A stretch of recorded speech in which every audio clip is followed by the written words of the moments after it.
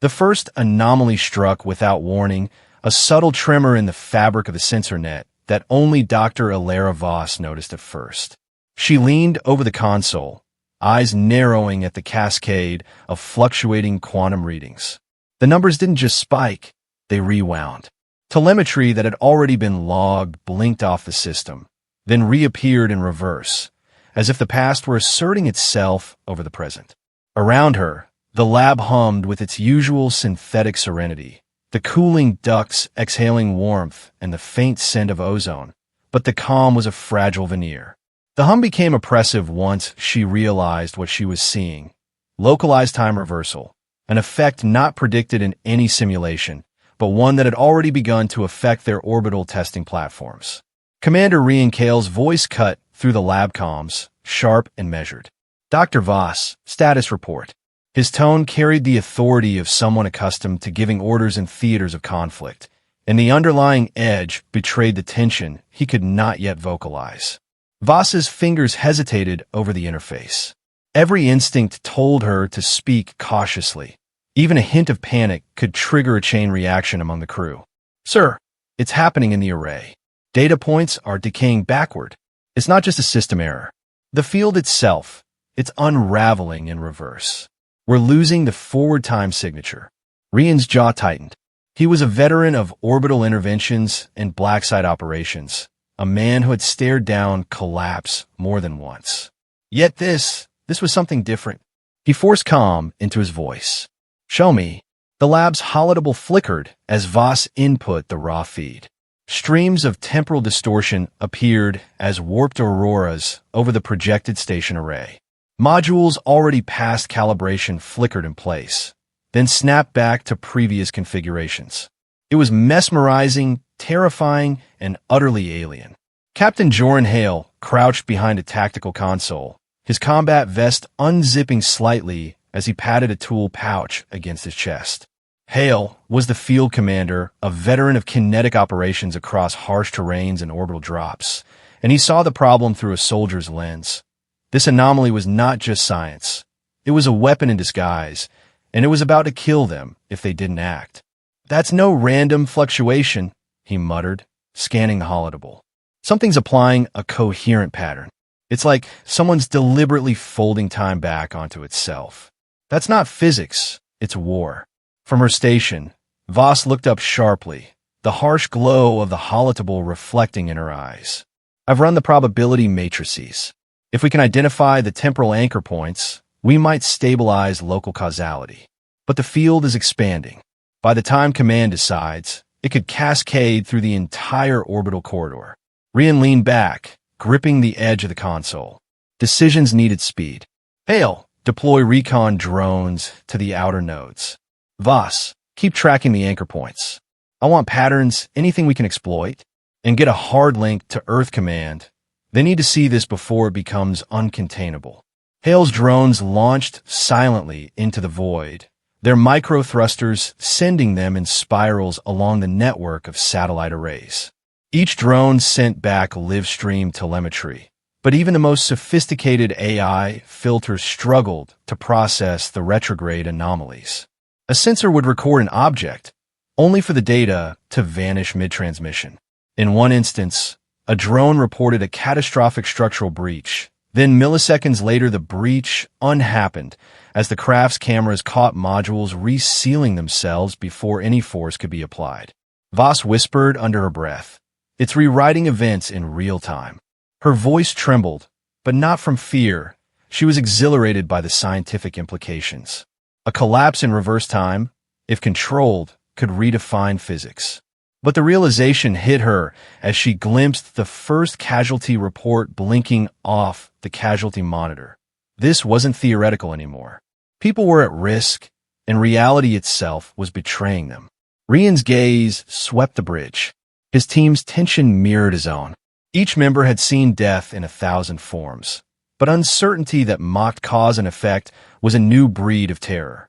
He clenched his fists, forcing clarity over panic. We've faced impossible before. This is just another battlefield, one we don't fully understand yet. But we adapt. We improvise. We survive. A sudden jolt rocked the station. Not an explosion, not a collision, something subtler, but no less devastating. Telemetry froze mid-update, then reversed. The outer docking bay, fully intact seconds ago, flashed a sequence where incoming shuttles retreated instead of docking. Mechanical arms froze mid-swing, then reversed their motion, as though invisible hands were directing an impossible choreography. Hale cursed under his breath. It's not just observation. It's affecting mechanics. Electronics. Everything. From the comm console, a new voice cut in.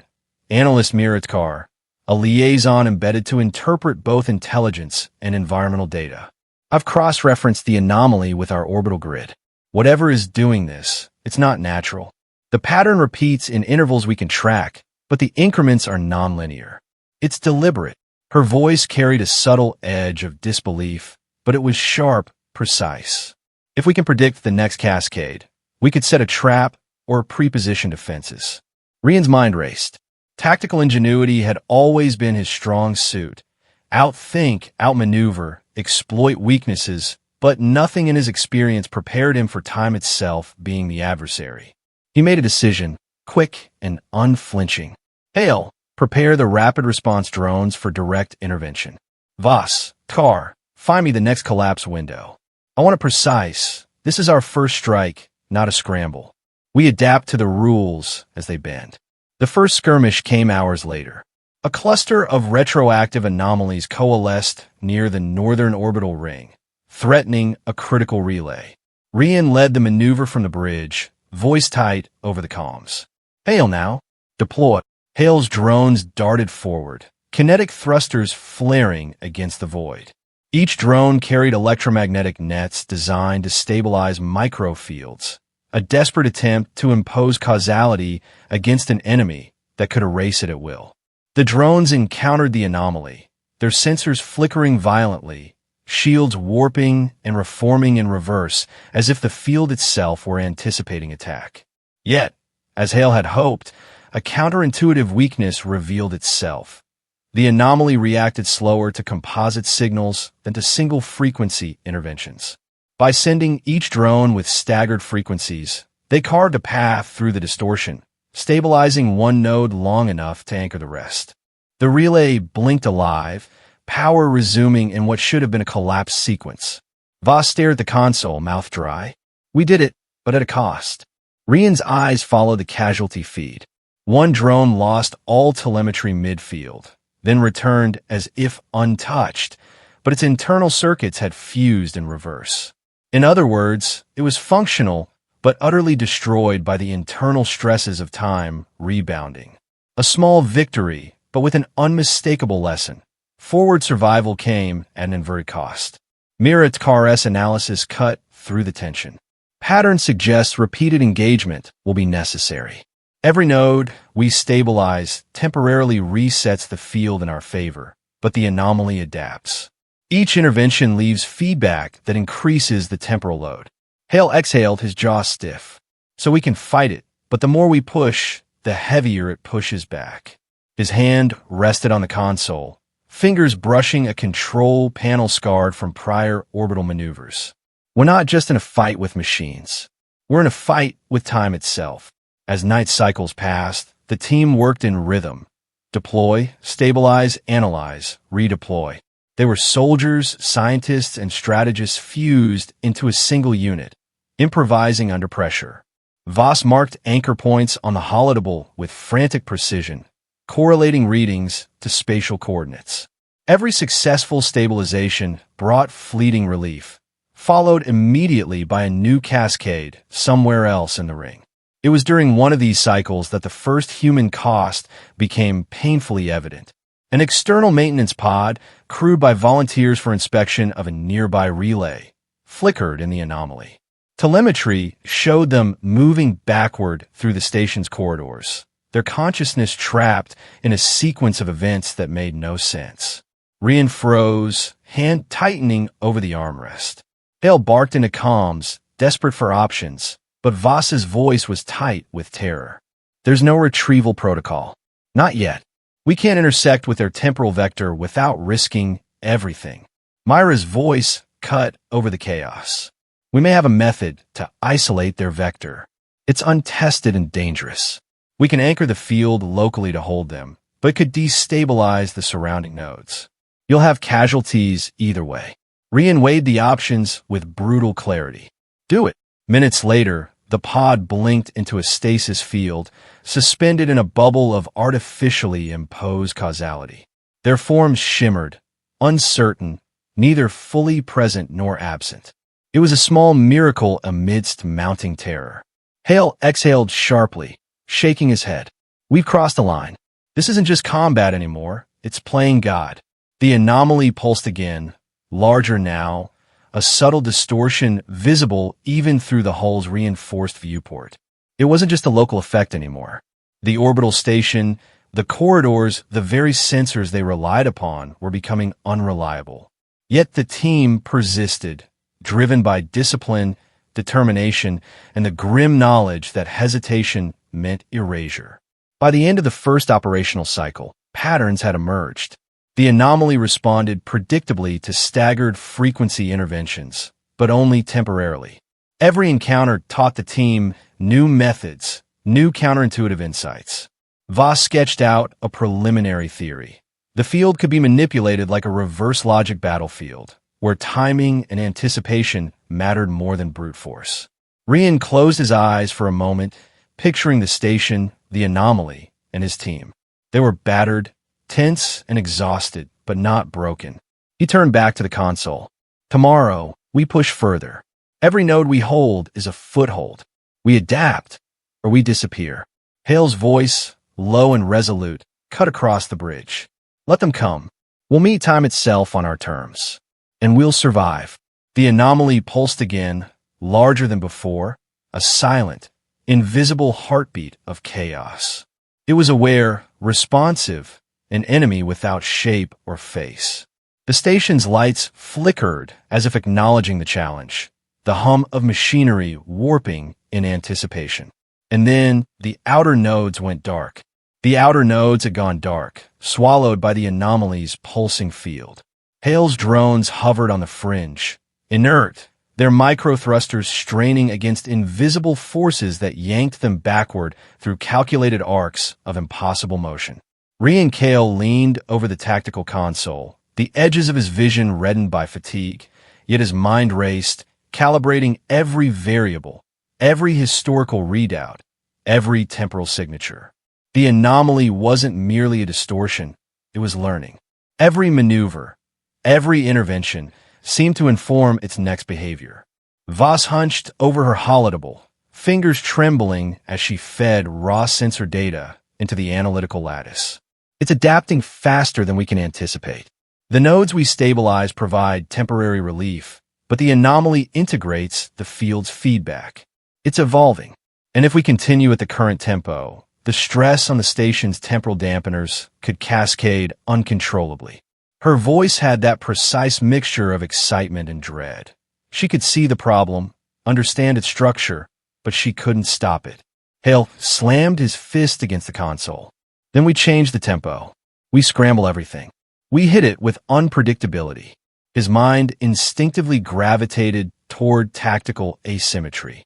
He began overlaying drone flight paths with calculated staggered frequencies and micro-disruptions, small, counterintuitive interventions designed to make the anomaly overreact. The theory was dangerous. The anomaly's adaptive response could backfire, erasing entire sectors of the station's operational capacity. But inaction guaranteed attrition. Miratkar, who had been analyzing sensor overlays, spoke sharply. I've run temporal projection simulations using our limited data.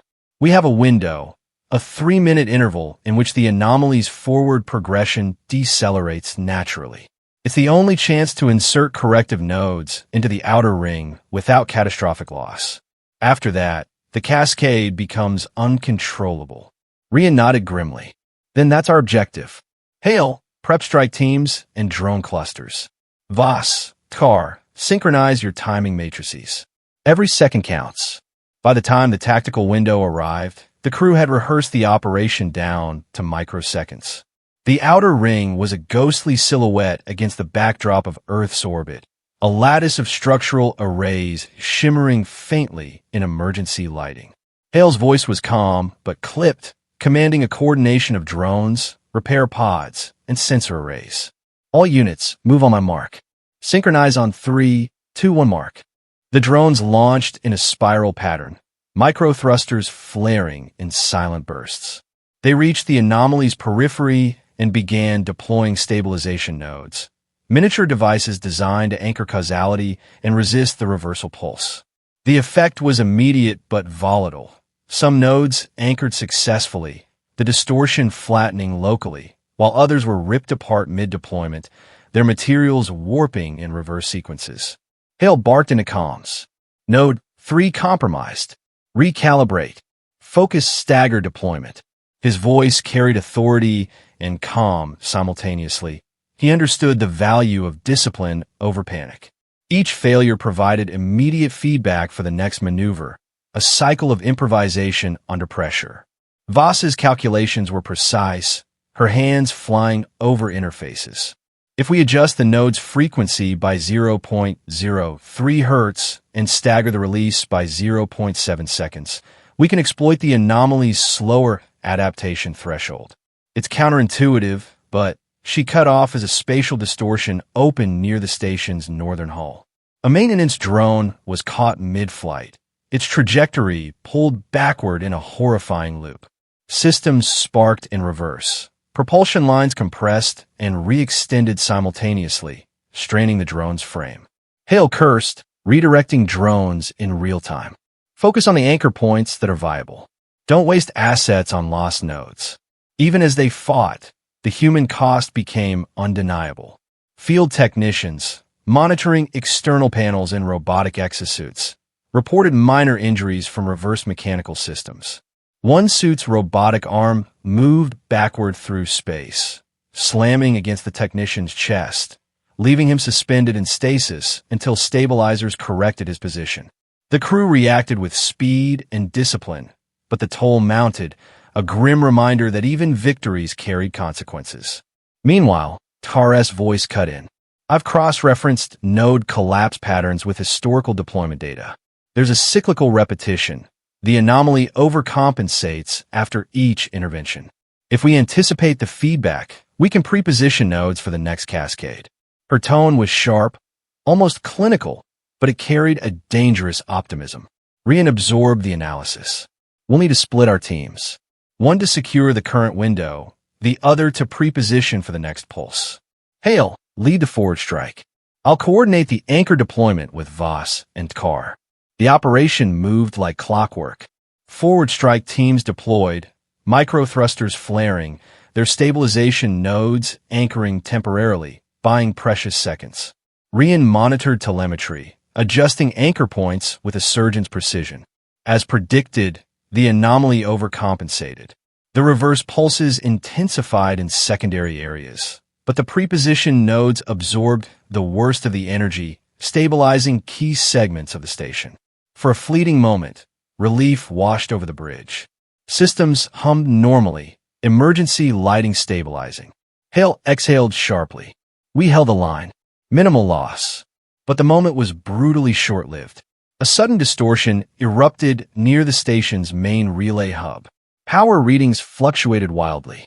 The anomaly, learning from their previous interventions, had begun targeting the station's core infrastructure. Communications to Earth flickered and died. The orbital station's artificial gravity modulators wavered, sending tools, drones, and unsecured objects into slow-motion trajectories backward through space. Voss's hands flew over her console. We underestimated its learning curve. The anomaly isn't just responding, it's predicting us. Every adjustment we made fed its strategy. Her voice trembled, but she forced herself to continue, eyes wide and calculating. If it reaches the core relay, we lose the ability to synchronize nodes. Time reversal will cascade uncontrollably. Hale clenched his teeth. Then we push harder. Split teams again. Forward containment and core defense. No mistakes. Focus on what we can control. The split teams moved with precision. Forward containment teams engaged the anomaly's fringe with micro-adjustments, exploiting temporary delays in its adaptation. Core defense teams, under Hale's direct guidance, deployed massive temporal anchors, attempting to shield the station's most critical systems. The coordination required impossible timing. Drones, anchors, and human operators had to move as one, every second calculated to the millisecond. The anomaly fought back with an intelligence that was almost sentient. Patterns warped, modules reversed mid-deployment, and sensors flickered as if reality itself were breathing against them. Voss adjusted calculations in real time, sweat streaking her face. We're forcing the anomaly into a nonlinear feedback loop.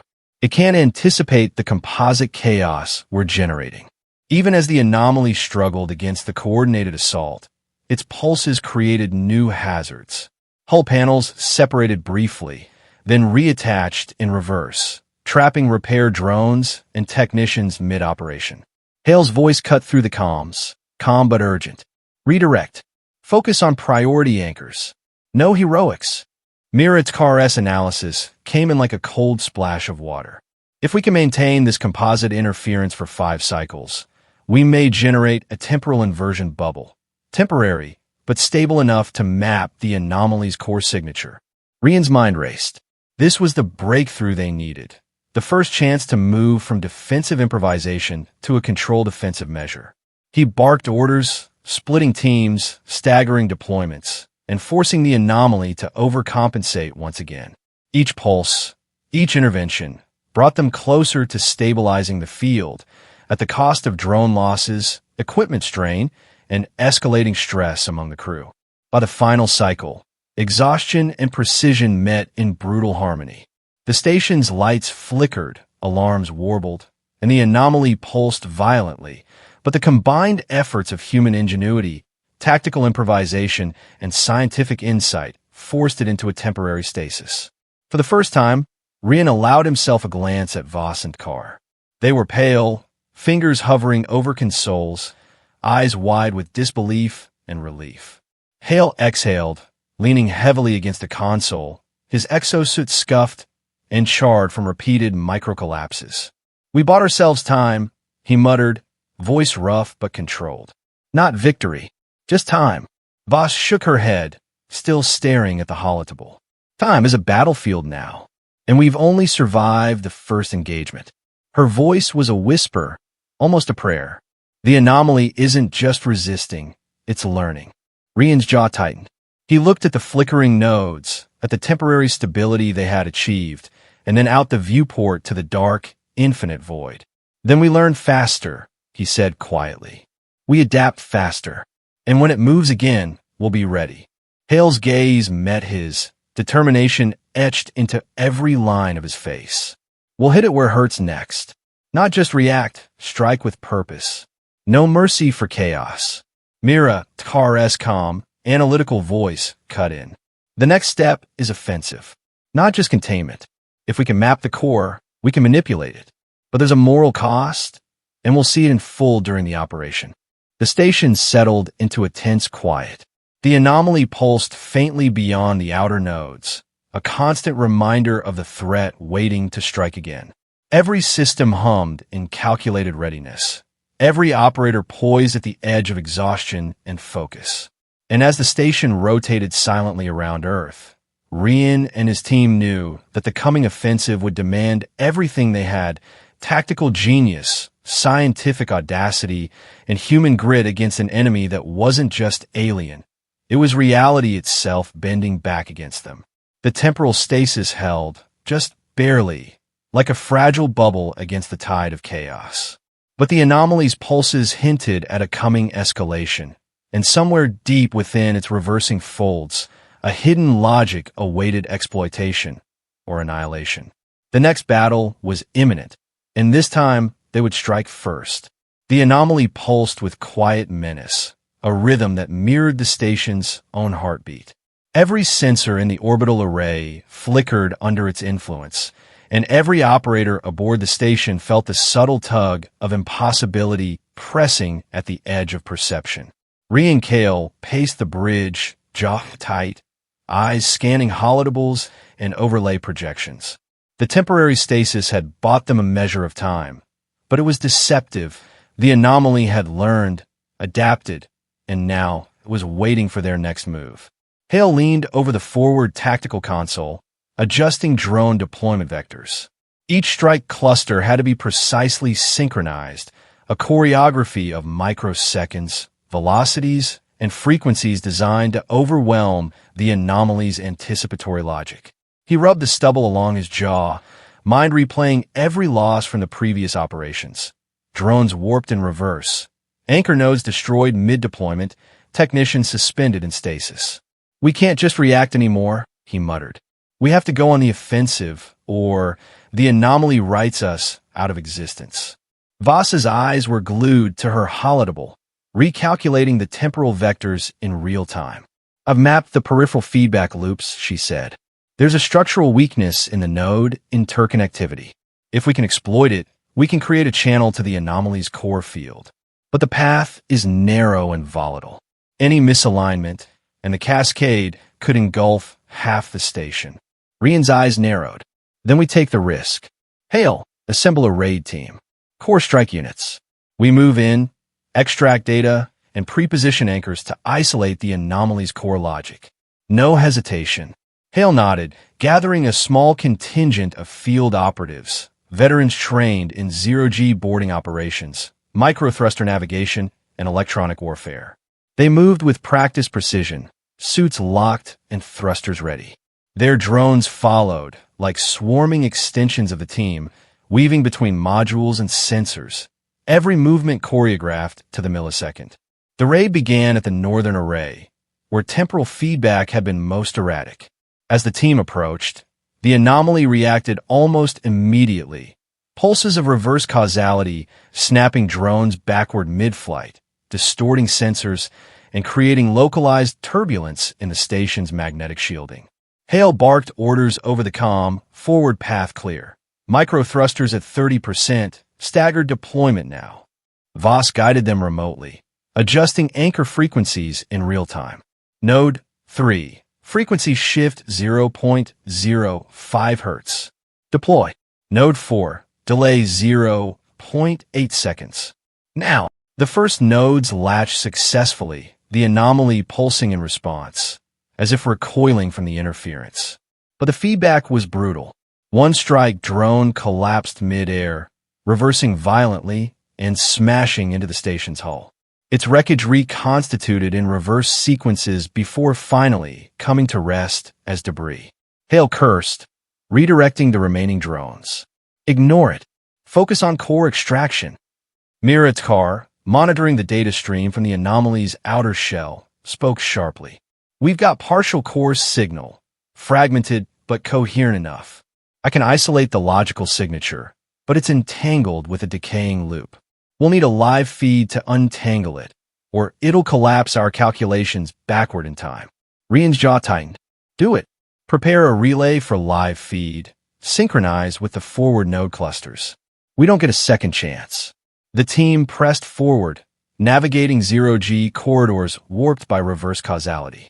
Panels shifted mid-step, corridors lengthened and contracted unpredictably, and microgravity fields fluctuated in sudden pulses. Hale guided his team like a conductor, drones weaving protective arcs around them, compensating for erratic spatial distortions. Inside the northern control hub, the anomaly's pulses intensified. Voss's overlays showed the core logic in fractured layers, temporal feedback tangling across nodes like an unweaving tapestry. "Careful," she warned. "If you breach the wrong node, the cascade will invert. Everything we've secured could reverse." The team maneuvered carefully, each operator matching thruster output to the microturbulence, each drone compensating for unanticipated time folding. Hale reached the first core node, a cylindrical module pulsing with energy that seemed to shimmer both forward and backward in time. He activated the data extraction interface. The module resisted, distorting in reverse patterns that tried to eject the probe and the team simultaneously.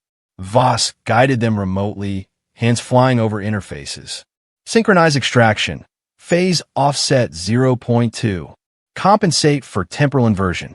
Now, the module relented, a stream of raw data pouring into the station's analytical lattice. The anomaly pulsed violently, sending feedback arcs that warped nearby drones.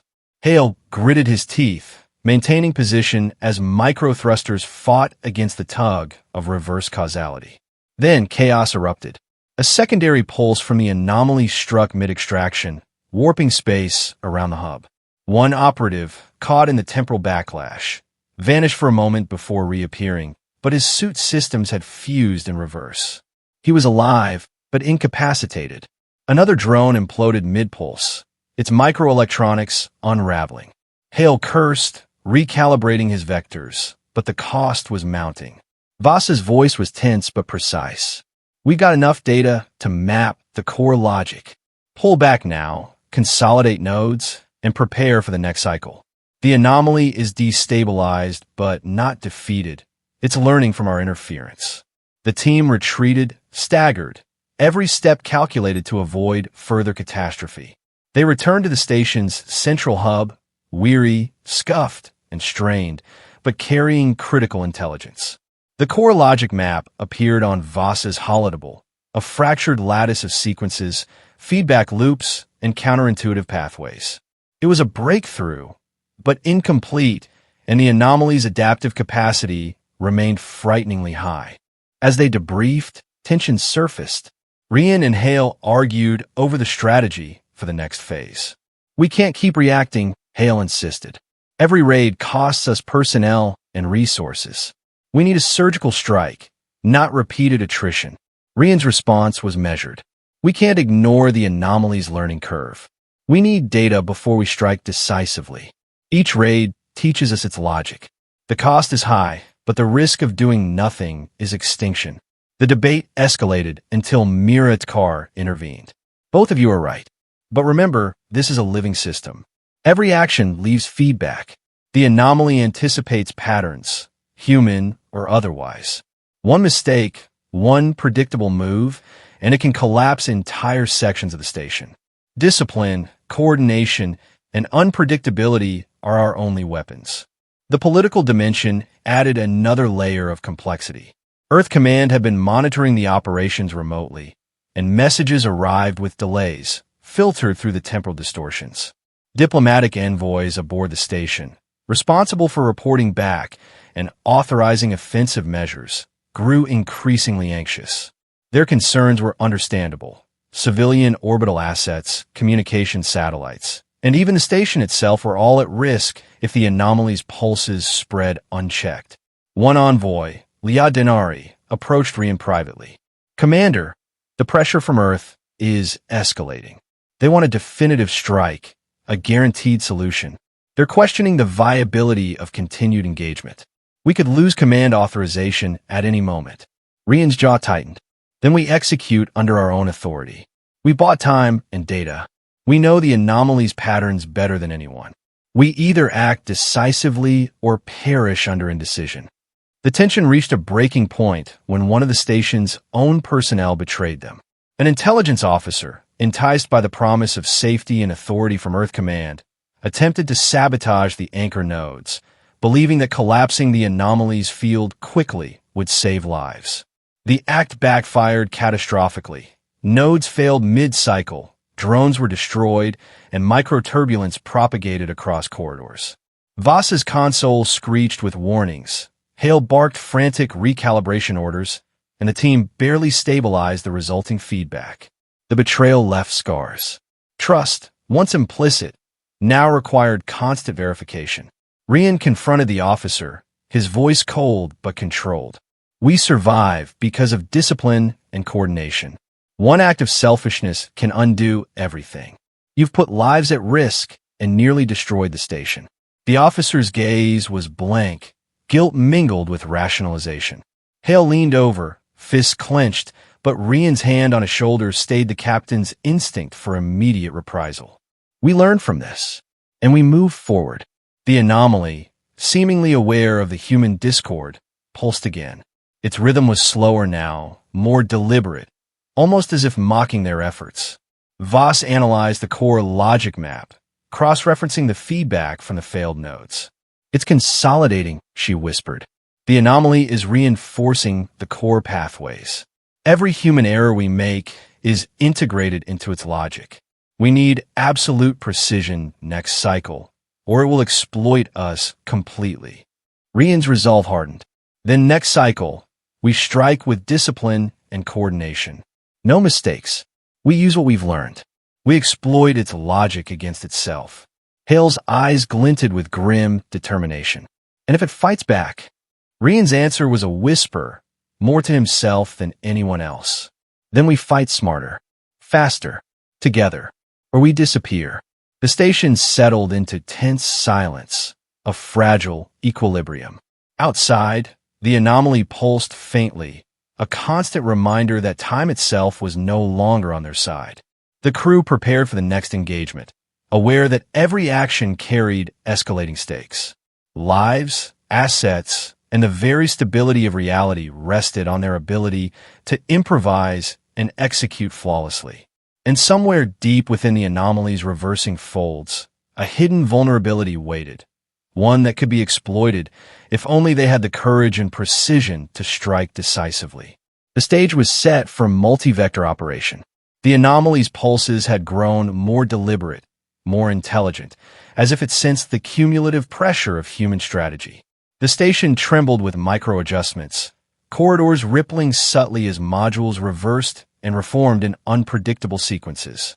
Every operator aboard the station knew that the next operation had to be decisive. No more improvisation, no more temporary stabilization. The anomaly had to be contained, or the station would collapse entirely. Rian Kale stood on the bridge, hands gripping the rail, eyes scanning the holodeble. The multi-vector operation he had conceived was audacious. Simultaneous strikes across the outer nodes, with prepositioned stabilization anchors converging on the anomaly's core. Drones, repair units, and human strike teams would move in staggered synchrony, each trajectory designed to exploit the anomaly's predictable overcompensation.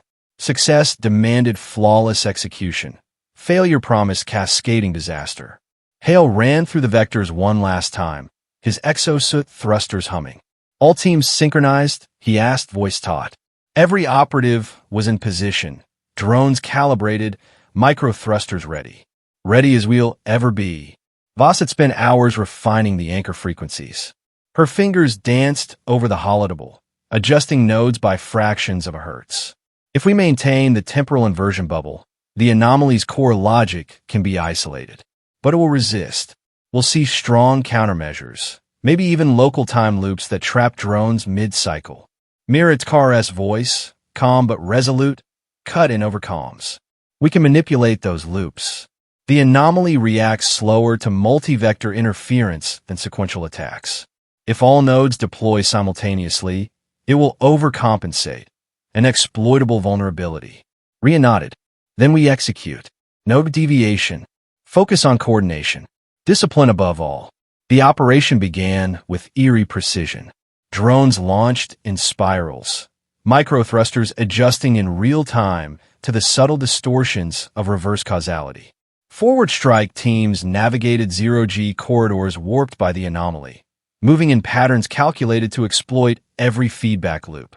Rian monitored each trajectory, every temporal readout, every anchor deployment with surgical precision.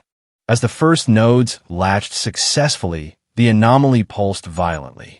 Modules reversed, corridors contracted and expanded unpredictably, and drones found themselves caught mid-flight in temporal microloops. Hale's voice was crisp over comms. Ignore the microloops. Focus on core alignment. Voss guided the anchors remotely, adjusting frequencies in real time. Node 7, phase offset 0.15. Node 8, delay 0.9. Compensate for feedback. Each node latched, a temporary victory against the anomaly's overwhelming intelligence. But the anomaly was not passive. It pulsed more violently, creating secondary distortions that threatened the station's structural integrity. Hale's microthrusters flared as he maneuvered teams through zero-G turbulence, avoiding warped corridors and snapping modules. One operative was caught mid-loop, suspended in a sequence of impossible motions. Rian barked orders, Voss adjusted the node frequencies, and the team stabilized him, a near miss that left everyone shaken. Then came the critical moment. The core signature had been isolated, but extracting it required a human interface. Rian volunteered, strapping himself into a specialized exosuit equipped with temporal dampeners. "I'll interface directly," he said. "We stabilized the core from the inside. I need a team to hold the periphery." Hale's jaw tightened. "You're the only one with the clearance and experience to manage that level of temporal feedback. But it's risky. You know the cost if it fails." Rian's expression was hard calm. "I've survived worse. We have one shot." The periphery teams deployed with precision, drones and anchors forming a stabilizing ring around the core. The anomaly pulsed, sensing the threat, creating feedback loops and time distortions in increasingly complex sequences. Voss's console glowed with cascading data streams, each adjustment a careful countermeasure. Rian entered the core chamber, temporal dampeners humming as they countered the anomaly's reverse pulses. The core shimmered with fractured logic, energy rippling in both directions simultaneously. He reached out, interfacing with the node. Time warped around him, sequences folding back on themselves, memories of previous operations flickering in the displacement. The sensation was disorienting, but he pushed through, focusing on isolating the anomaly's core logic. Hale coordinated the periphery, shouting adjustments. Node 5, frequency shift. Node 9, phase alignment. Keep it steady. The anomaly resisted fiercely. It sent cascading distortions outward, tearing at stabilization nodes, reversing drone trajectories, and warping corridors mid-operation. One periphery team member was caught in a reverse sequence, suspended in 0G, before being rescued by a precisely timed anchor deployment. Rian's interface began to stabilize the core logic. Energy pulses aligned, feedback loops compressed, and the anomaly's intelligence began to fracture. Yet the exertion was punishing. Temporal feedback caused neural strain, and his suit's dampeners reached operational limits. Voss shouted adjustments, fingers flying over the holodable. Phase shift 0.07. Compensate for temporal latency. Now, the anomaly pulsed violently one last time. Time warped violently, corridors snapping backward and forward in impossible sequences. Rian felt the strain in every fiber of his body. Microseconds stretched into subjective minutes, memories of previous battles folding around him like a prism. Yet with precise coordination, the core's signature locked into place, the anomaly trapped within the temporal inversion bubble. Hale's voice was steady over comms. Core stabilized. Extraction successful. Rian exhaled, the tension leaving his body in a flood. But relief was short-lived. The anomaly, fractured but still active, emitted one final pulse, a cascade of reverse causality aimed at collapsing the station's auxiliary systems. Hale and the periphery teams worked frantically, redirecting drones and anchors to absorb the shock. Panels shifted, modules compressed and expanded unpredictably, but through coordinated effort, the cascade was contained. The station trembled, systems straining, but stability returned.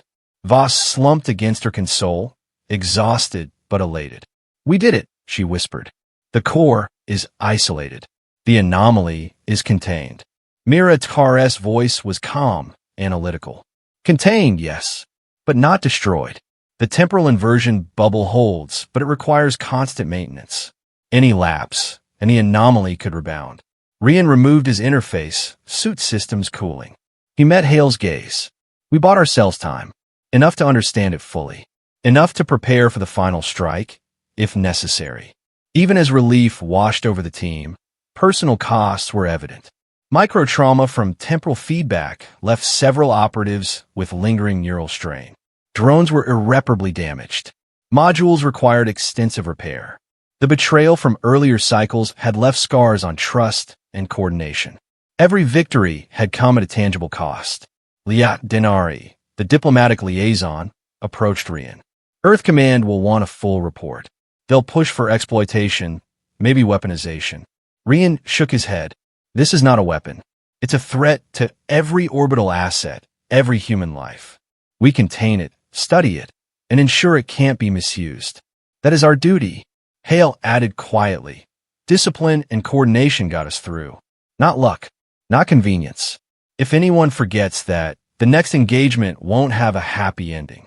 Voss turned back to the holodeck, adjusting anchor frequencies for long-term stabilization. We bought time, yes, but the anomaly is still intelligent. Every second we delay in understanding its core increases the risk of adaptation. We need to anticipate its next evolution. Rian's jaw tightened. Then we stay vigilant. Every operator, every drone, every anchor node. We maintain discipline, coordination, and focus. The anomaly can pulse and twist all at once, but we will respond with precision. And if it tries to break us, we'll hold the line, no matter the cost. The station rotated silently around Earth, a fragile bastion of human ingenuity against a reality-bending adversary. Outside, the anomaly shimmered faintly within the temporal inversion bubble, aware, reactive, but constrained. Inside, the crew prepared for long-term stabilization operations, understanding that the battle had been won through cunning use of environment, physics, and personal sacrifice. Rian stood on the bridge, looking out at the anomaly and then at his crew. Each of them had faced reversal, chaos, and the terror of unpredictability, and each had endured. They were battered but disciplined, scarred but coordinated, exhausted but resolute. And somewhere deep within the fractured folds of reverse causality, the anomaly waited, still dangerous, still intelligent, but contained. The next phase, the final strike, or brinkmanship at its core leverage point, would test every ounce of skill, courage, and discipline the crew possessed. For now, the station held. But beyond the inversion bubble, the universe continued its indifferent rotation, waiting for the next challenge. The inversion bubble had held for days, an artificial silence in the storm, but the respite was a brittle thing. Systems hummed under constant load, anchor nodes cycling through maintenance routines like cardiac monitors on a patient who had survived a heart attack. Voss had turned the holodeck into a lattice of redundancies. Triple redundant phase locks, thermal sinks recalibrated to bleed off the microenergies, and slow, deliberate recalibrations to prevent runaway feedback. She slept in 2-hour shards, waking to the taste of metallic ozone and the half-memory of reverse seconds. The core's signature they had isolated remained stubbornly foreign, a lattice of logic that refused to behave like any algorithm she had designed or studied. It coexisted with reality's forward march and its backward echo, and it was learning with the cold, patient hunger of a predator. Miratkar drew up new predictive models that were smaller and smarter, models that accounted for the human friction of errors, the mechanical wear of anchors, and the thermodynamic limits of the station's reactors. She factored in calm latency, the variable delays caused by the inversion field that made Earth Command's messages arrive with untrustworthy timing, and she built a command overlay that allowed for autonomous decision windows. It was a quiet revolution in procedure. When Earth could not be trusted to respond coherently through the distortion, the station would act. Liad Denari had fought for oversight. She argued for restraint and transparency to any authority still listening. Her diplomatic instincts warred with the commander's urgency and the scientist's hunger for data. The balance between them had become a policy battlefield. Ethics versus expedience, with lives on the line. Hale kept the fighting edge. He organized patrols and maintenance runs like a general orchestrating supply convoys through shellfire. Drones were cannibalized for parts. Thruster nodes were stripped down and rebuilt. Repair crews learned to cross-calibrate a micro-thruster's output with an anchor's phase offset in the same breath. Hale himself had a limp where reversed microgravity had jammed a hinge against his knee, and he treated it with the same clinical discipline he used to rout drone swarms. He trusted procedures. He lived by them. Discipline, he told his teams, was the only thing that would keep them from being unmade. Rian felt the weight of those decisions like a physical pressure behind his sternum. He had not slept more than a dozen hours since the assault. Temporal feedback had left a ring of neural static at the edge of his perception, a sensation of footsteps that sometimes played backward in his mind, or a smell reconstituting itself to a past meal. It was a disorienting residue of interfacing with the anomaly's core. He read the reports, signed off on anchor recalibrations, and, when the station systems allowed, he joined the maintenance teams, because leadership, to him, meant being present where the risk was sharpest. Liao had argued that as commander he must be preserved, that his presence at the bridge mattered more than in a rescue tether. He had smiled then, thin and tired, and told her that he would never ask his team to risk themselves alone. The plan for the final assault had been forged out of necessity and terrible clarity. The anomaly's core was intelligent and contained but not inert. Its patterning was stable only under the inversion bubble. Every attempt to directly probe, it introduced perturbations that caused the anomaly to test, to retaliate, to refine. Their last offensive would not be a blind strike. It would be a coordinated, sacrificial maneuver that used what the anomaly expected against it. Myra's models found a brittle hinge in the core's response. When presented simultaneously with two orthogonal temporal vectors of sufficient amplitude, it committed its logic to an internal recalculation cycle to reconcile contradictions. During that recalculation, its predictive accuracy dropped to near zero for a narrow window. The risk was that forcing that recalculation would escalate feedback to catastrophic levels. The payoff was that, if the window could be sustained long enough through external anchoring, the core could be disentangled from the inversion bubble and then shepherded into a controlled decay. Effectively, an irreversible collapse of its ability to reverse causality. They trained for 3 days. They rehearsed cycles, staccato, and exact. Released drones, fire anchors at 0.07 Hz offset, sedate the core with a counterphase pulse, then drive the orthogonal vector to force the recalculation. The choreography depended on microseconds of patience and the human capacity for precision under pressure. Voss designed a meltdown itinerary that won no votes for comfort. Localized thermal bleed at the core interface, sacrificial overdrive of the dampeners, and a manual override only an operator in situ could enact. Liao lobbied for a remote abort option in case political command from Earth demanded a halt. Rian shut that down with a single sentence, one so quiet that the bridge recorded it as a note on a log. When a window is the only thing between us and unmaking, we cannot give the choice to those not here. On the morning of the assault, the station's artificial dawn was pale and thin. Rian suited up in a reinforced interface harness. The temporal dampeners folded against his spine like the ribs of a living machine. His face was a map of small scars and deeper lines. He had become the locus of the crew's confidence and their fear. Hale snapped the harness seals, his fingers steady, voice clipped into the comms. "You wanted to go first, sir," he said, not a question. Rian's smile didn't reach his eyes. "Only if we're all doing the same." Behind them, Voss's eyes were raw but bright with the scientist's strange serenity. She had built the algorithms that would tell them whether the sacrifices would be measured or meaningless. Myra's overlay glowed like a second skin over the bridge, predicting trajectories and failure modes. Liao checked the humanitarian stasis bay, an archive of the crew's names in case the worst happened, and then she stepped back to her diplomatic console, where she prepared messages for Earth that might never be sent. The assault moved like a practiced funeral procession. Drone clusters fanned out to form the first ring, their micro-thrusters whisper-perfect, anchors clinging to the outer nodes with surgical calm. The inner ring hummed as Voss adjusted phase locks to match the orthogonal vector. Rian's suit interface closed, and he felt the dampeners hum in harmonic alignment with the core's pulse. Hale watched him go with the pared-down composure of a man who knew his friend's choices would not be heroic in the way songs remembered. Rather, they would be merciless calculations. Rian's voice came through diffracted by calm latency, but the message was as simple as ever. Hold the periphery. Make it count. The anomaly responded exactly the way the models predicted, and then exactly the way they feared.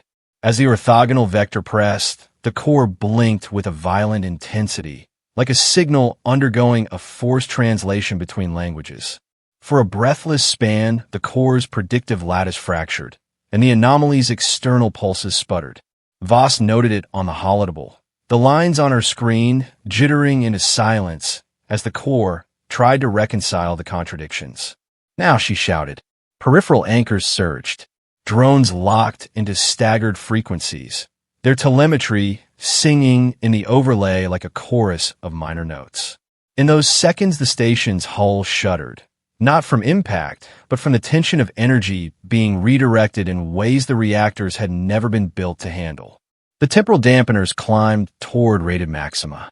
Rian's interface clamped into the core like a surgeon's hand, transmitting corrective pulses and steering the core's logic into a controlled collapse vector. He felt the suit's systems screaming, thermal bleed valves cycling like furious eyelids, and he knew they were running out of margin. The anomaly pushed back. Its retaliatory pulses attempted to unroll previous seconds and threads of action, pulling drones backward through void arcs and attempting to reconstitute lost anchors.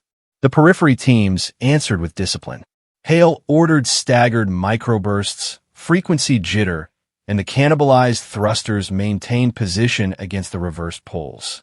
Myra's overlays called failures and recovery points. Voss adjusted anchors with the intuition of the scientist who knew every variable by heart. At minute 2, the dampeners began to wink out of their safe envelope. The suit alarms in Rian's ear were a layered serration of warnings. He saw the readings in a periphery glance. Core entropy spiking, superimposed latencies increasing, anchor integrity bleeding at a rate the models had only hinted at during simulations. The decision had been made that the final attachment, the manual override, would require a human to bridge a paradox. Automated systems could not take the last step because the collapse required a human operator's capacity to accept irreversible outcomes. Rian's training and his temperament collided into a singular clarity.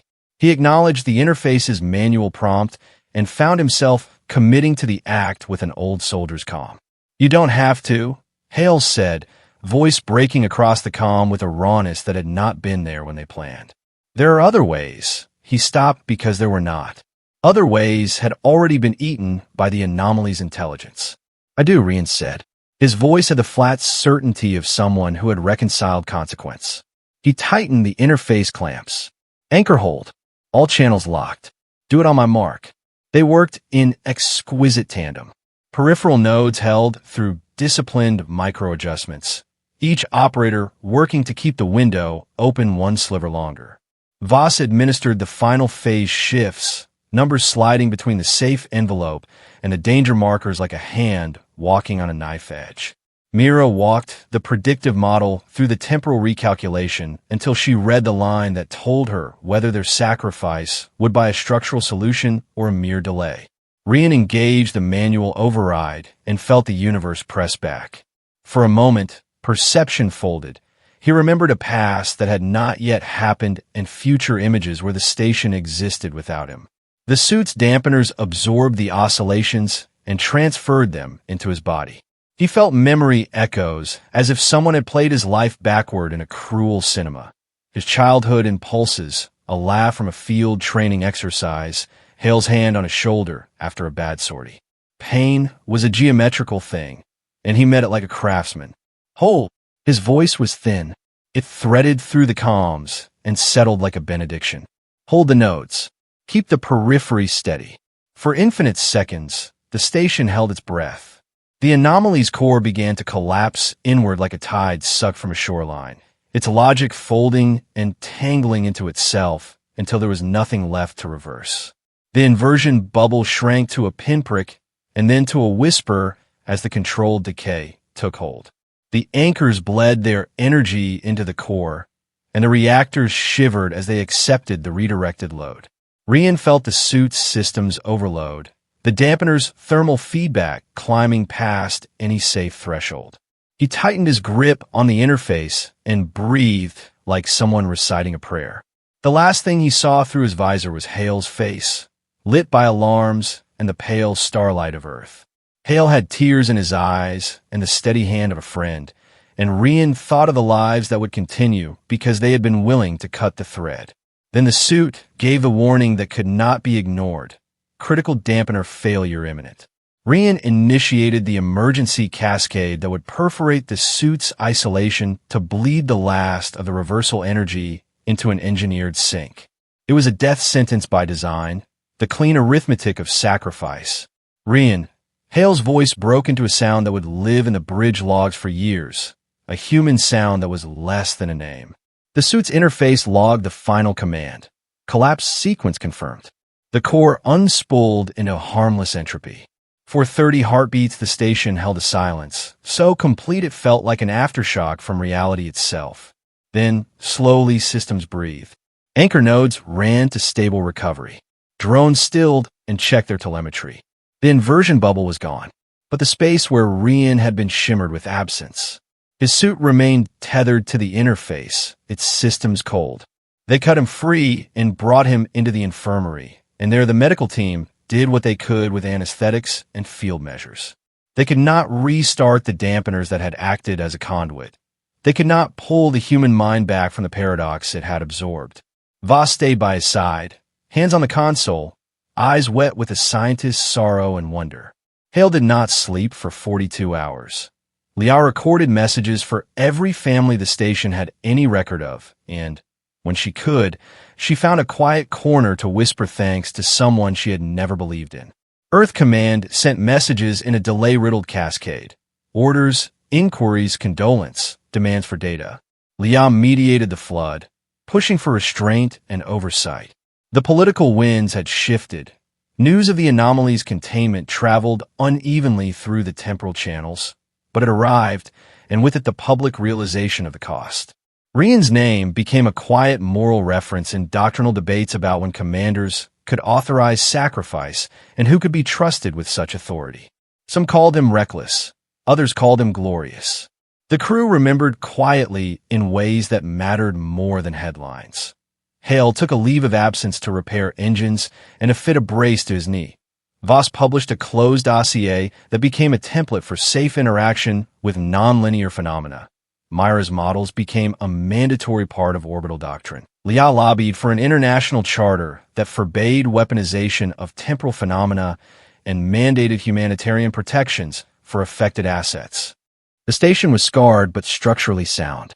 They rebuilt anchors, replaced drones from cannibalized parts, and instituted rotations to heal the human machines. Casualties were cataloged. 2 technicians with lingering neural strain, 6 drones beyond salvage, dozens of microthrusters needing replacement. The lists were both small and enormous. They held a quiet memorial by the viewport. It was simple, a ring of brass and memory wires, each node engraved with a name and a brief kernel of what the person had meant. Rian's memorial was the largest, not for heroic's sake, but because the station needed a place to return to when the raw grief sharpened. In the aftermath, reforms rippled outward. The doctrine of coordinated, disciplined responses to non-kinetic reality threats became formalized. The command overlays Mira had designed were adopted as a baseline for any orbital installation that could be exposed to nonlinear phenomena. Voss argued, and succeeded, in creating a research ethics board that mandated civilian oversight and strict non-weaponization clauses. Leah's diplomatic work seeded a treaty framework that recognized temporal anomalies as a new class of hazard with humanitarian obligations. Hale continued to train new technicians in the art of microthruster calibration and anchor maintenance, insisting that the human element of discipline could never be outsourced to algorithms. Sometimes, at night, Hale would stand before Rian's memorial and touch the brass, feeling the cold that was not the environment but the absence. He would tell himself that Rian had made the choice he would have made, and that it had been the only choice that preserved them all. Voss would walk the holodeble and rub a thumb over the place where the final algorithm had been burned into the system. She would whisper apologies to equations, to the universe, and to the man who had paid for their knowledge. The anomaly's core, cataloged and studied, had become a cautionary principle. Intelligence without temporal empathy was a hazard. Their victory had not been a clean triumph, but a moral crucible. They had won because they had acted with discipline, coordination, and a willingness to sacrifice not convenience, but comfort for other survival. The doctrine they developed was written in pragmatic, unsparing language. Checklists, redundancy, human-in-the-loop protocols, and an unambiguous insistence on restraint.